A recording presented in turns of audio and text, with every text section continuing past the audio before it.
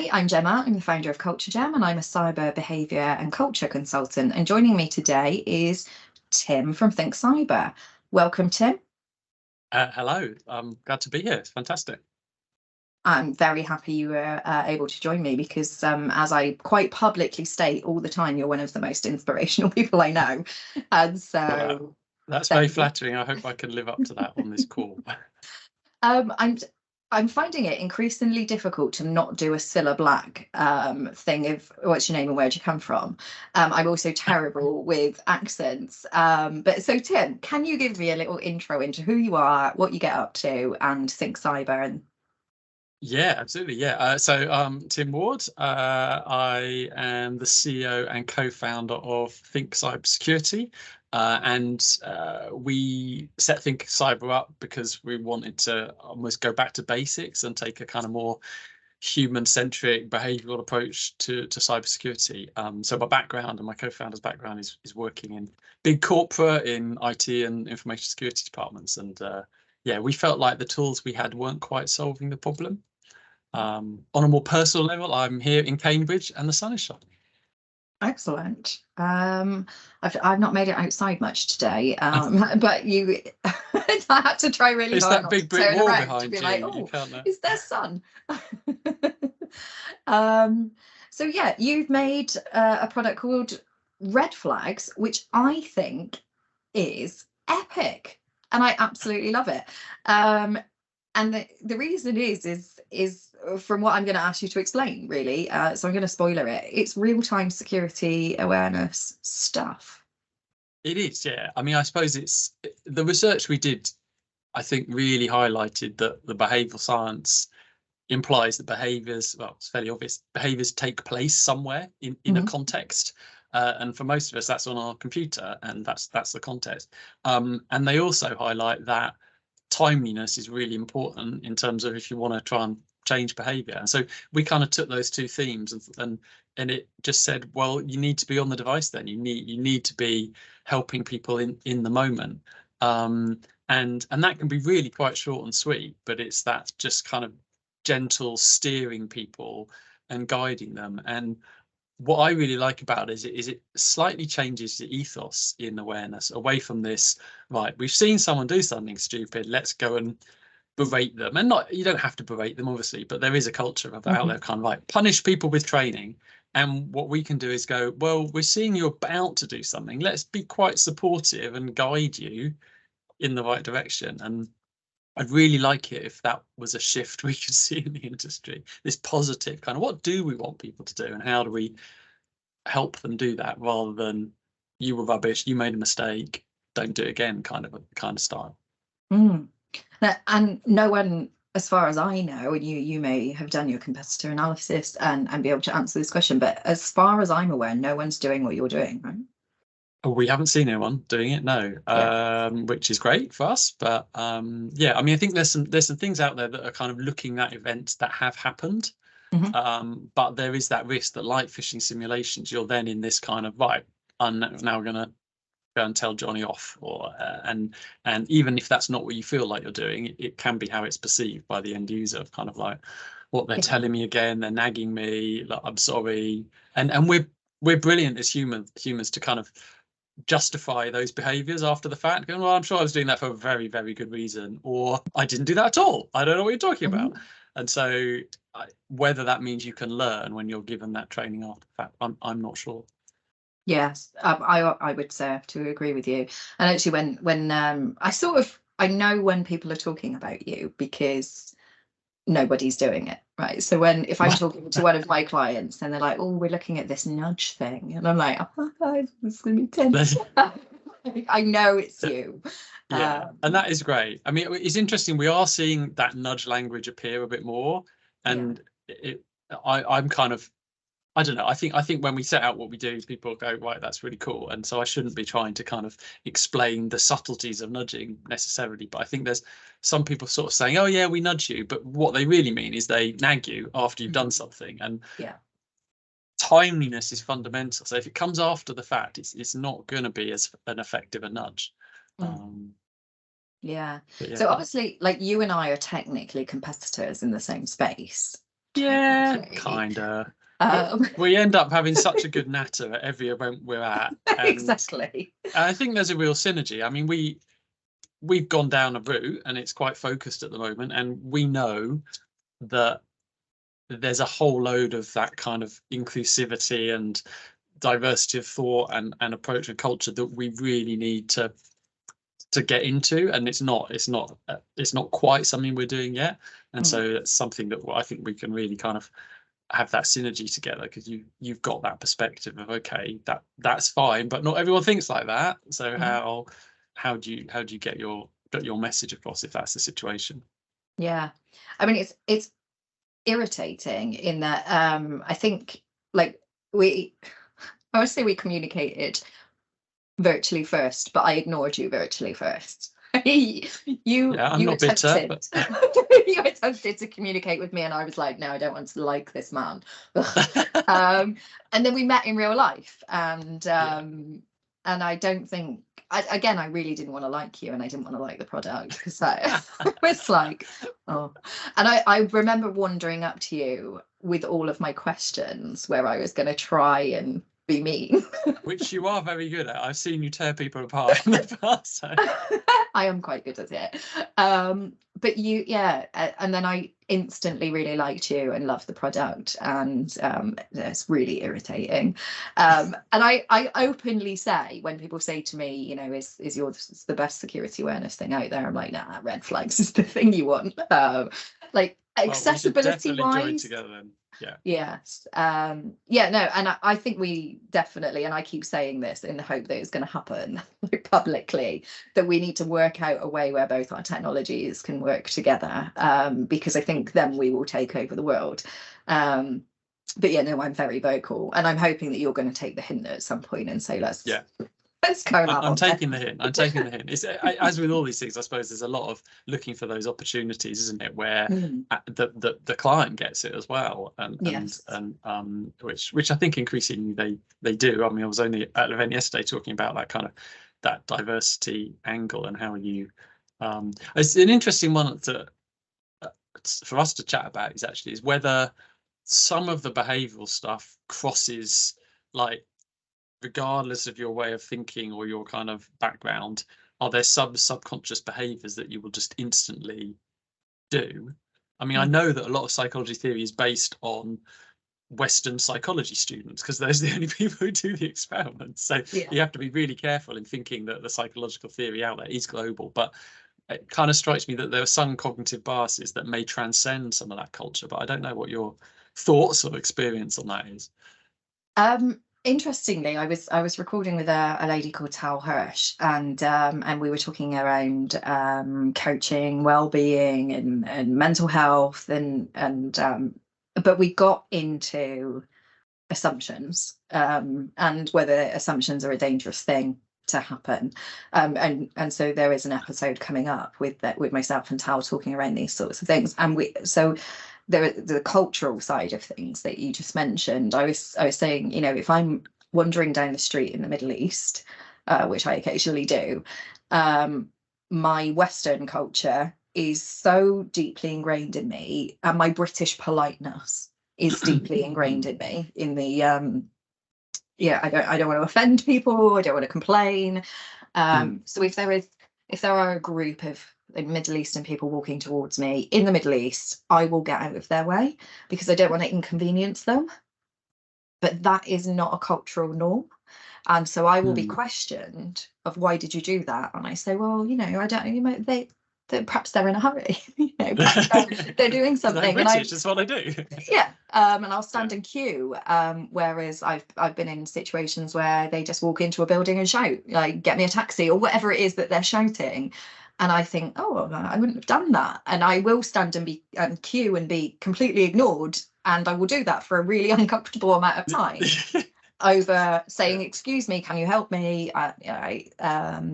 So the psychology and the cultural side of things, I definitely think that there should be more that moves away from the Western side of things, because I think we have a conditioning in Western culture that this is the way things happen, without considering life experiences, the cultural, the like all of the things that make you who you are. So yes, very interesting to it's subject I to mean, explore. I think it needs more experimentation, and we're always, it's quite hard to find, obviously, when you're selling to a client, they want the finished article, but there's sometimes it's also interesting to do some experimentation at scale. Okay, what would it look like if we tweak this nudge to make it a bit more culturally? So we did some really interesting stuff where we were changing a nudge in a more sort of collectivist culture to say, not protect your colleagues in this organization, but protect your colleagues in this country from threats by reporting. And it was really effective. Now, it wasn't necessarily a controlled experiment to say, right, would that nudge have still been as effective if it had used some different language? But that really intrigues me, of that kind of. But I wonder if things like loss aversion, some of these things that kind of you almost don't realize you're doing, whether that works everywhere, or whether or whether there are some cultures where it's just really different. I know an organization that does really interesting phishing simulations where they're not trying to look at how people do on each test, because they don't see it as very comparable. What they're looking at is cohorts in a test. So, okay, this test was about authority.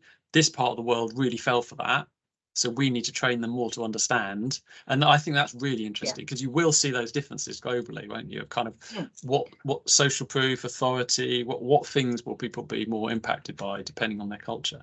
Yeah, absolutely. I know when I work with global clients, one of the first things I say is, like, who's my advocate in the locality of one of your audiences, because I'm going to need them.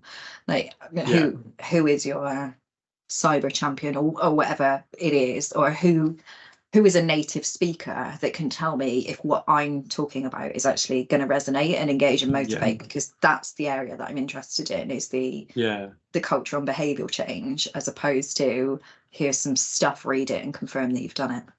Yeah, well, and I suppose a lot of organisations' policies will have been written from the centre, whatever country that's in, without that cultural understanding. And the other thing is, like, IT maturity as well. So there are parts of the world where the maturity and kind of experience on IT and sort of is at a different level, and so that again needs sort of factoring in. You can't. There isn't really a one size fits all with awareness, which obviously is what you're all about with culture depth.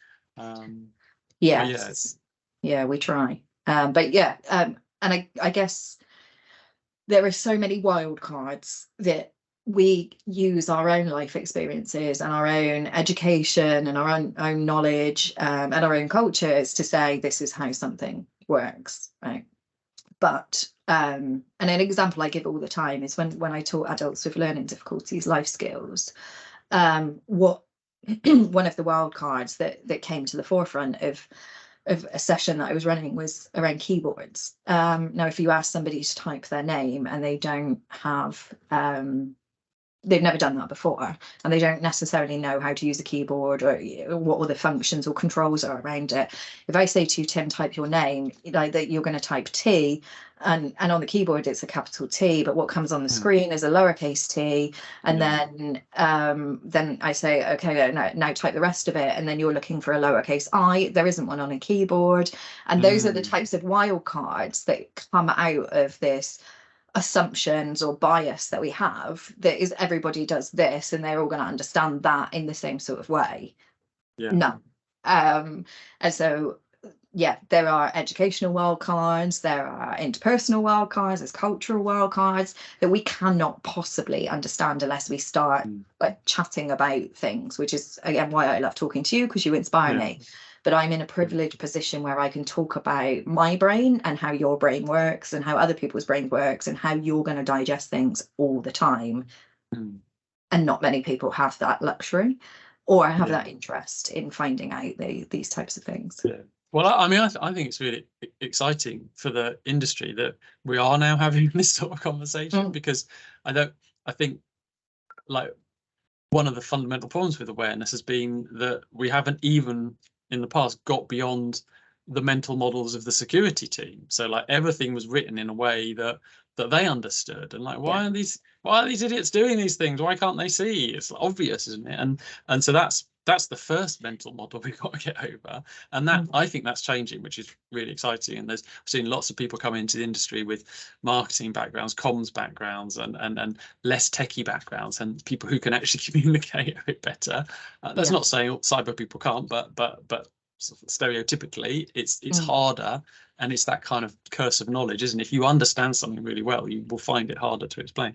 So that's a starting point. But then if we can take that even further and say, okay, well, now we've crossed that bridge to try and make it a bit less techy, now we need to go even further and say, right, there's different pockets in the organization who are going to need to be spoken to in slightly different ways. Even as far as trying to make sure that the reading age of your content is at an appropriate level. Because we assume so much knowledge and so much technical knowledge that it might not be, especially if you want it digested quickly and easily, which is important for us, isn't it? And it can't be kind of this something that reads like an academic tome that people are going to go, oh my goodness me, I'm going to turn off that. On top of there's the like interpersonal aspect of it, and the individualization or the adaptiveness of whatever messaging that needs to be tailored to. There's something that I was talking with Gemma Moore from Cyberus on a previous episode, where we were discussing standardization across frameworks. So there isn't that. So if you just look simply as password guidance, some say change it every 90 days, some say minimum of 14 characters. And so how do you then communicate that? How do you as a business embed to meet all of the requirements of all of the frameworks and communicate in a way that works for people in an adaptive communication style where good language is used? And the other aspect of it is, I don't know how often you look at cyber related job descriptions. I do quite often, but the communication standard that is a requirement of, like in the essential list, is good communication. Good communication. What does that mean? Yes. So does that mean, exactly what does that mean? I can have a conversation with you, but can I have a conversation with someone that's outside of cyber? Maybe we don't know. So I think there's a lot of changes that need to be made to the industry, and I think we could talk about that for forever. Yeah, it's not. I mean, it's not unique in a way to cyber. I suppose it's. I mean, my background is more initially in IT, and that, and I suppose I did gravitate slightly towards the world of the interface between IT and the business, because I found business interesting, and I could, I think, communicate between the two and try and make that bridge. And it's difficult because there's no way that you then get kind of hated by both sides. You're not a purebred techie because you can't possibly understand everything, but you're trying to kind of bridge that gap and say, right, because at the end of the day, IT, security, we're all only there because the business has to run and deliver what the business does. And again, that can get forgotten by people in the industry of like, no, we exist for our own purposes of doing good cyberness.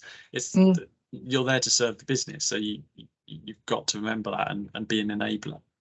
Absolutely, and very rarely are the values and objectives of this financial year or whatever time period that we're talking about, then they're not, and we'll have available IT systems. It's increase customer retention by X. So yes. So I wanted to ask you, and you and I were having a little conversation before this, and I stopped you, but I want to ask your thoughts, feelings, fears, plans, etc. on Cyber Awareness Month, which is right now. Yeah, I think. I mean, I've got mixed feelings about it because I always get a bit frustrated by this idea that it's kind of like we're doing it all the time. We should be doing it all the time, and the very idea of only doing it once a year is part of the problem. Is that kind of like people will not remember stuff. However, I get that the fact that it's become a thing now makes it easier for awareness practitioners to convince their organisations and their bosses that they are going to let people have the time to do fun and interesting things like, I don't know, escape rooms or things that make it interesting. And I obviously do have that kind of sense that if you do awareness that's funky and fun and interesting in an escape room, it means that people will moan less and they'll like security more. Doesn't necessarily mean that you'll change behaviour, but you are at least getting that engagement, and that is quite important. So I think in some respects it is a good thing, but I think it's dangerous if the organisation thinks that's it, kind of one and done. But I think most organisations are increasingly kind of like, okay, this is where we do lots of exciting things to get people engaged, but then we keep that going, because that if you don't, then you're not like, what's going to happen in 9 months? No one's going to remember anything about this at all. I mean, what's your take on it all? Well, on the on what you just said about, what's going to happen in 9 months is exactly the same as 9 months after you've done your cyber training that you didn't pay any attention to because it wasn't refreshed from last year. So you just clicked all the way through, answered the quiz, and then you're done. And what happens in 9 months is it's not important. And I've still got 3 months till I need to do it again. So, yeah, obviously from the behaviour culture side of things, I am always beating the cyber drum and I try and do that in fun and engaging ways. What really concerns me about Cyber Month is the barrage. I used a phrase the other day, and I've not worked out a way to not use this phrase, but I was talking to someone who's going to be a future guest, and they said, I'm not a cyber person, and I said, no, I would like to know from your perspective what Cyber Month feels like in the Cyber Month assault. Now, I didn't use the word assault. I used a different, quite aggressive word, and then she said, can you not use that word? I was like, I'm going to try really hard not to, so I just did. But from her perspective, I was interested in understanding how it feels to be on the receiving end of organised fun, which I don't like. I mean, I actively avoid organised fun, but the enforced month of all the cyber things being forced on you. So the time of year concerns me in that we are doing this as we head into top fraud season, of the festivities and the sales and all that jazz.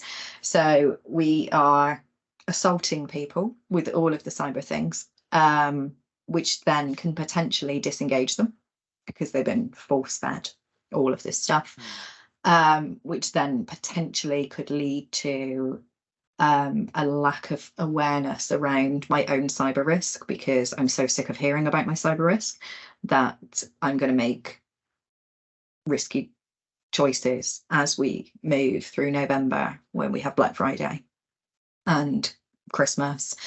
And there are so many things that are going on, and I need to be busy doing all of that, and I'm going to have time off. So what do I do about that? So it concerns me around the time of year that it is. Obviously, I think it's best to do cyber behaviour, culture change, campaign materials all the time, because as you're a big advocate for nudges, I'm an advocate for subliminal messaging, where things are just going into my brain all the time, and that creates a lasting impression, to then ram it all into a month and assault you with it. Not an ideal thing for me. It's certainly dangerous if the organisation hasn't got a lot of budget, and so that all the budget gets spent on this, and then there's nothing left for the rest of the year, because it's not going to get remembered. And I hadn't really thought about that risk of kind of, you get such security fatigue that actually people then become less secure. And I think so there is a research paper on phishing simulations that did suggest that they build complacency, and so in some cases are counterproductive. And it was quite a long-running test. And what was interesting about it is that they did highlight the kind of the whole reporting factor, getting people to do that was effective. That was what they should focus on. But yeah, that would be a very interesting subject of a PhD, wouldn't it? Is it? Indeed. Yes, well, when Nick Drage and I recorded, we were talking about what are cyber criminals doing in October? Are they using that as planning month, or are Yeah, they like, is it holiday period? Are they sat on a beach somewhere? What's happening? And maybe they're so sending links pretending to be a company saying join our cyber escape room. And indeed, I don't actually know any cyber criminals that I can go and ask, but oh, that's disappointing. oh, damn it. I should try harder. Perhaps I do, and they're just not open and I forthcoming. haven't admitted it yet. Yes. But yeah, we discussed around. I wonder if there are any like research or stats and data around what happens in the threat landscape around that period. Like, do you see any spikes or anything? So yeah, I think it would be an interesting thing to explore is the fatigue. Like, we know there's notification fatigue, we know that people get tired of these sorts of things. I openly talk about the fact that I don't necessarily agree with phishing simulations, and I don't agree with the click rates and all that sort of stuff. But actually, if you can then put that back to the reporting side, as you just mentioned, Yeah. then it's a metric that can be used, and it's a valuable metric as opposed It's to a positive metric, isn't it? If you've Yeah. actually, it's a kind of, one is the absence of a metric, almost like did people click or not. Yeah. The reporting is a positive metric, like, and Mm. people are having to actively do that, and that's because of the kind of, that's harder for people to do, to actively do something. It's easier to make a decision not to click. Yeah. It's harder to make a decision to report. So it's a really positive behavior to see ticking upwards. There's an interesting, so I think Tali Shalot's book, The Influential Mind, is a fantastic read about, but one of the things she talks about where the danger of using fear to help motivate people is that fear motivates inaction. Yeah. It's very hard to use fear to motivate action. And so if we want to motivate people to do something different, something new, then you need to be much more positive. And that is a real risk, isn't it? Because again, if Cyber Awareness Week is all about fear, then you will build that security fatigue, because people just go, oh, I can't cope with this. Actually, I went to an event this week, which was a good cyber event, but I got halfway through and I was like, could someone say something positive? Like, it's just, you're just telling us about how bad it is and how we don't stand a chance. Like, well, that might be true, but we need to have a bit of a positive kind of mindset. Otherwise, are we all just going to give up now, or what? Yeah. And that's the danger, that we get our staff thinking like that. It's like, oh, well, there's no point. Yeah. Hackers are so clever, they're going to get me. I won't bother doing any of this stuff that you've told me. No, absolutely. And I think you just absolutely highlighted why you inspire me, because there are sort of like the PhDs, the reading materials. And I know every time that we finish a conversation, I'm on a popular book retailer's website ordering things. Oh, don't do it. Buy it from World of Books, the second hand, and you don't mind a scruffy cover. But yeah, I would really. I haven't quite finished it, but I think Tali Shalot's book is a really good one. That's definitely one for the reading list. My copy is just full of post-it notes going, right, we should do something about that, do something about that. Whether I get around to doing any of that is an entirely different matter, but it's nice to think about. Yes. Yeah. I think most people know that I have ridiculous OCD, and so I do have an issue with owning books. The reason being is that they're not uniform in shape and size. So I can't really cope with that. And I used to work for a book publisher. Yeah. And could you not encourage them to make all their books uniform in shape and size? Yeah, no, I did. You tried. I remember going to London Book Fair and being like, it was just. I get that. I do share that frustration when you put them on the shelf. That's definitely. I used to be really obsessive about, like, if I read a book, you could barely tell. I kind of didn't bend it at all. And this reached a high point when I lent a book to a friend in the sixth form who took ages to give it back. And when he gave it back to me, had a post-it note on the front cover, peeled off the post-it note, and he had bored a hole through the middle of the book. as a bit of a kind of like, I will buy you a new one, but I'm just trying to make a point here that you're being a bit precious. So that did book with a hole right through the centre. It's brilliant. Anyway, I have forgiven him.